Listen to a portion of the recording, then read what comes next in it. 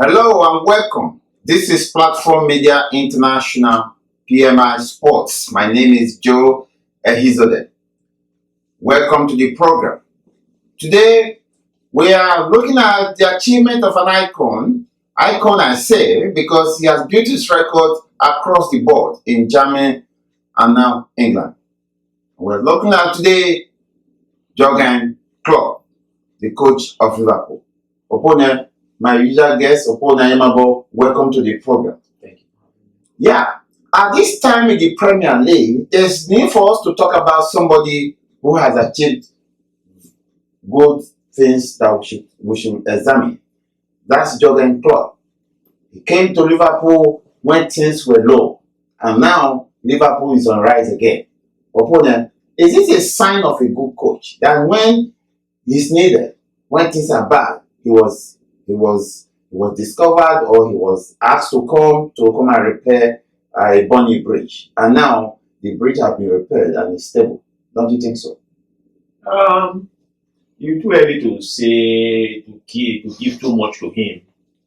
He's doing good, but too early to say he's a messiah or anything. Let's give him some time.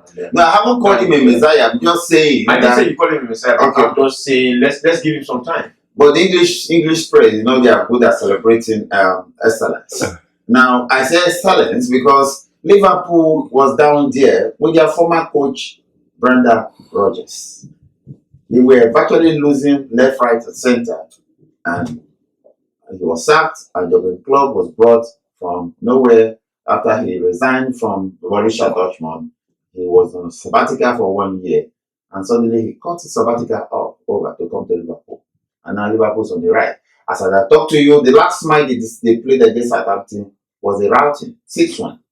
Is that not something that will make English press as usual to celebrate it? Yeah, I can't dispute that. Yeah, it is. So, what do you think that JURGEN Klopp has that Brendan Rodgers did not have? One, when I came to this program earlier, there was something I said. Maybe you guys don't take it seriously. I told you guys, coaching is pitching, is marketing. If you cannot send a message across to your players, sorry. I cannot say Brendan Rodgers was a bad coach, but I think he lost his dressing room.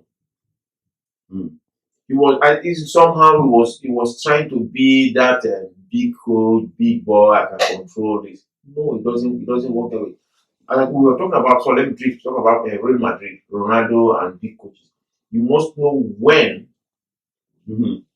back up and when to push. I think that was Brendan Rodgers' problem. Now, a player of Liverpool is mentioned today. I won't mention his name.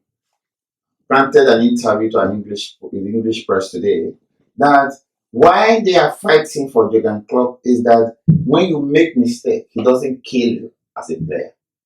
You make mistake, he tell you where you made your mistake and tell you to correct it without killing you. Perhaps that's a direct reference to Brendan Rodgers. That maybe he was too critical or too demanding of his players. I've been talking football with your producer for a while now, for a very long time. I see when you get coaches from the lower teams and you bring them up to the top teams, you have to be very, very, very careful and cautious when you do that. Let's look at Everton. When what was his name? For my previous that went to Manchester United. I told the producer that guy cannot do that job because it's a big club. When you coach a big club, you don't just win or you don't just play. You play and you win because it's a big club. Now, when you coach lower club like Brendan Rodgers, when he was in Swansea, whatever is all he gets. Oh, he's tried, he did this, it's different when you go to a bigger club. You have to because you don't try. Just like I give an example, I use like we women. A man does not try, only women try. Because as a man, if you say you try, your trying doesn't put food on the table. Women won't like that though, okay. You are being sexist. No, I'm not sexist. Get my point right. Okay. A man doesn't try. Women try. Because if a man, you say you try and you don't get it, he doesn't put food on the table. But if the woman goes, she tried, she will have. But the man, you don't try, you get it so you can put food on the table. So See these coaches when they bring them from the lower, you have to be cautious. Look at Brendan Rodgers. How much did he spend in Liverpool? He was confused. He saw the money was there. He got lost in the money. Mhm. He doesn't know what he was doing anymore. Yeah. So these are some of the things. So where did you think? That's why I asked you this question. What did Rodgers not have that Jurgen Klopp suddenly discovered in Liverpool? Where did Rodgers get it wrong? I'll put it this way. I think where Rodgers had his problem was this. He was confused on what system or what pattern to play. But he did that with Suarez and the rest, and he got almost won the league. So suddenly, because Suarez exit, he lost it, right? He got confused. Like as I've earlier said, when he had Suarez, Sturridge, and Sterling, Yeah. what he does, he boycotts the middle because he has Steven Gerrard, man, a good passer of the ball, good passer and wrong passer of the ball. He boycotts the middle. Steven Gerrard will play the ball behind the defense. As a libero. Yeah, he plays the ball behind the defense. What his midfield does was to close up and pick up the crumbs. That's why you see it was so difficult to beat Liverpool there because he boycotts the middle, play the ball behind opponent's defense, and those three will just go. So his midfield will go pick up the crumbs. So before you start the attack, you just break it down. So what's the style that Jurgen is playing? Now, okay, what Jurgen Klopp play? High pressing, high pressure, high pressing. Even if you listen to him after the Man City game, he said they have a lot of good players. We can't just allow them to play. They're going to kill us. So you pressure them right? You pressure up. You pressure up. You don't let them settle. Because when you play good teams, you don't let the ball come to their midfield. You let the ball come to their midfield, you're done. So this guy had a tremendous record with Borussia Dortmund. In 2013, he was in Champions League final and lost to Bayern Munich. Now he's coming over to the English League, Premier League, and people like Arsene Wenger, they're panting right now. And Jose Mourinho, they are panting because there's a sheriff in town, and that's Jurgen Klopp.